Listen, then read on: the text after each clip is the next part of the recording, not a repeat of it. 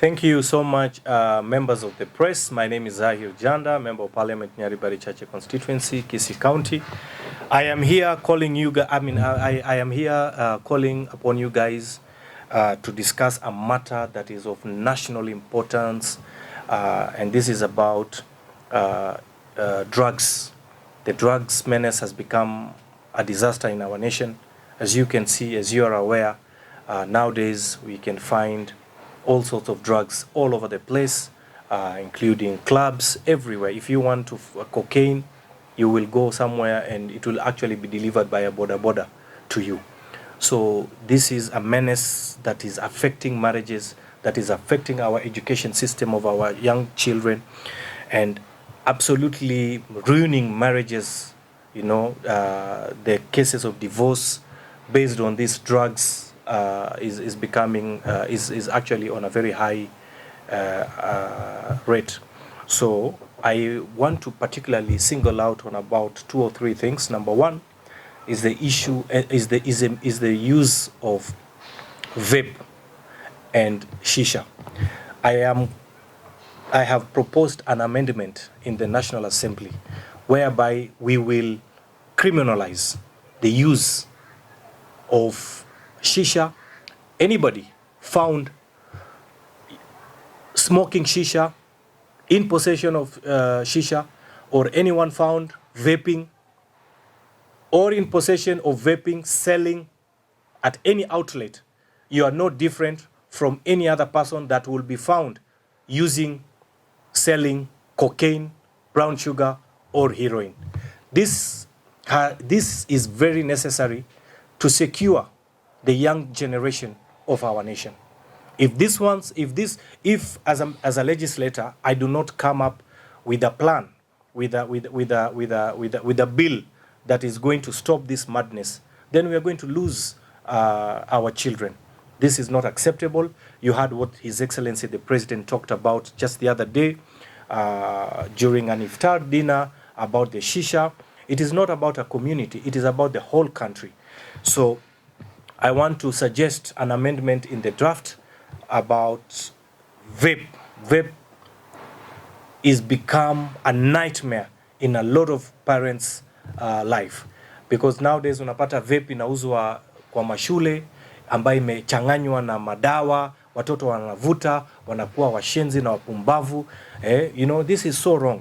Na hata you've seen His Excellency the Deputy President has been fighting mambo ya drug abuse. It is sad when you see a young man anakwenda huko kwa kijiji, anakunywa cheap liquor, analewa, anakuja kwake nyumbani, badala ya kulala kwa kitanda na bibi yake, anaenda kulala chini ya kitanda peke yake na mapanya. It is wrong, and that's why I have proposed this, and I can assure you that anything that is poisonous to this country, that is poisonous to our generation and to our country, the government will not accept.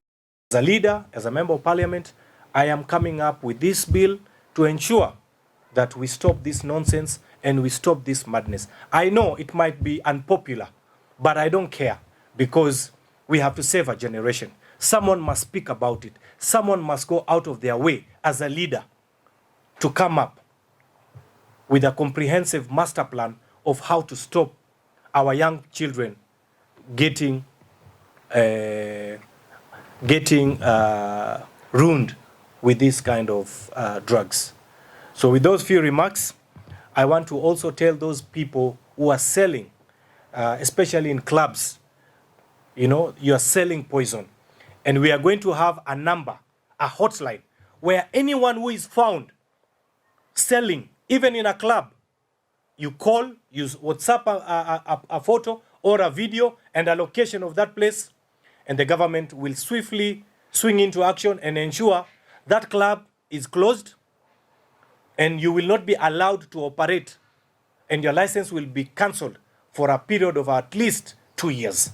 So these are some of the radical measures that I am proposing, that as soon as we move to parliament this coming week, I am going to do that, and I am sure my colleagues in the National Assembly and of course also in the Senate, we are going to work together for the future and for the best interest of all our children as parents. Do you think that you will, your friends, of course, your friends, there are some friends of yours who use Shisha. Do you think it will bring conflicts between you and them? This is not about me. It's not about us. It is about the country. It is about our children. It's about my children. It's about your children. It's about Kenyans, all the young people of this country. It is about saving lives. So if it is friendship that is, if you are selling poison or consuming poison, or we have to save our country. We have to make very painful decisions, and these are some of the radical decisions that we have to do it. When you are elected as a leader, I represent the people of Nyaribari Chache. Those are my people, but I'm a national leader. I will of course not just favor my constituency alone. I have to go out of my way to save the country. So it's not about friendship. No, it's about saving lives of the young generation, because today we have over 70% of the young people in this country. Where is their where how do you expect their future is going to be? You can see this menace, like the shisha and the drug abuse. It is causing chaos, even health risks. For example, lung cancer, throat cancer, hata inaleta low libido. So it's something that is a concern to the nation. Well, Mheshimiwa, we speaking about Shisha. A court in Mombasa came through saying that it was unconstitutional. What can you say about that? Well, that was the pronouncement of the court in Mombasa, and that's why when I called you guys, it is because I am telling you that I am going back to Parliament this coming week to do an amendment so that anything that is going to be done moving forward is per the Constitution. And that's exactly what we are going to do, and making sure that we follow the law. But we have to ban it. If it's poison, the court says that this is if the court pronounces poison as soda, we will not listen to the courts. No, same as this. This is a menace. Mheshimiwa, have you already started to mobilize your colleagues in Parliament to support the bill once it comes? It will not even take 3 weeks. I can tell you, we have an overwhelming support, and I come from the national. I come from the ruling coalition where we have the majority. I can assure you, it is going to sail through. Mm-hmm. And even those people who are importing those shisha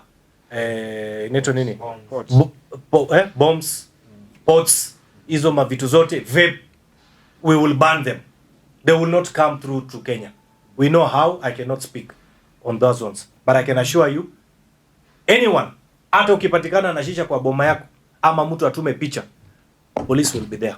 And as I have said, there will be a hotline all over the country. Just take a photo, send with a pin, and there'll be a reward. Labda mheshimiwa, sijui kwenye hiyo sheria ambayo unajaribu kuandika, consequence itakuwa nini? Kifungo labda hiyo sheria Absolutely, we want to make it very, very punitive, very, very painful to Kenyans, whereby at least you will pay a fine not exceeding 5 million shillings and a jail term of 2 years or both. We have to make it. We have to make it painful so that people can run away from it.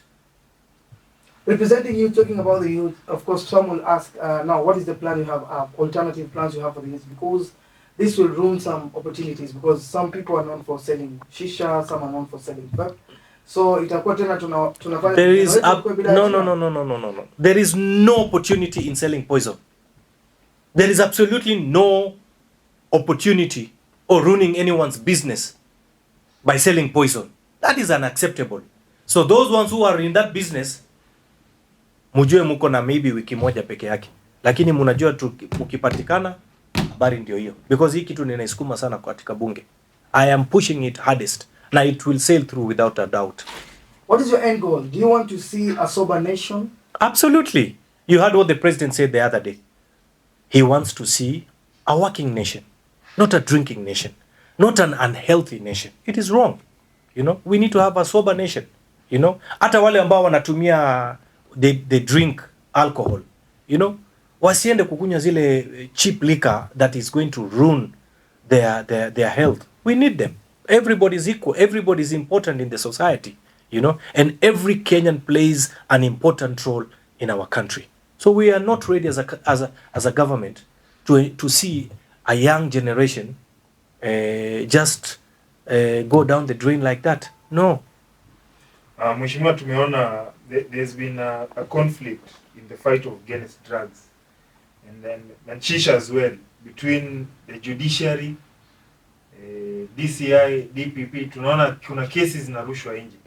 Kule Kirinyaga tuliona pombe ambayo ilikuwa imebaniwa na court iliuziwa watu. I don't know how this bill is going to tackle that issue. The draft bill is ongoing. We are coming up with a strong,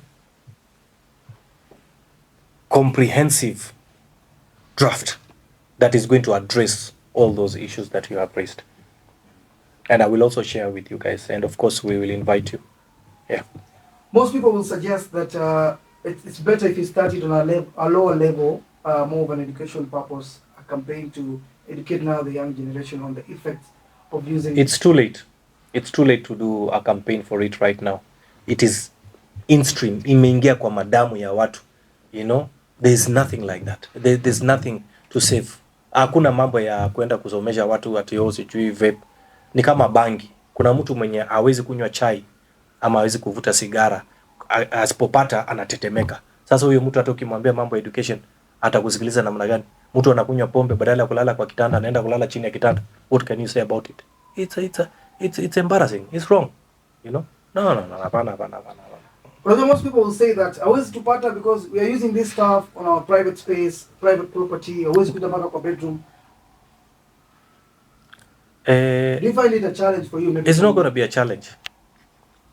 It's not going to be a challenge because the government will put measures of how not to allow those things to come into the country. And anyone, and that's why I'm saying we're coming with a very punitive bill. Anyone found in possession, selling, using, tajua kwamba serikali pia iko na mkono mrefu.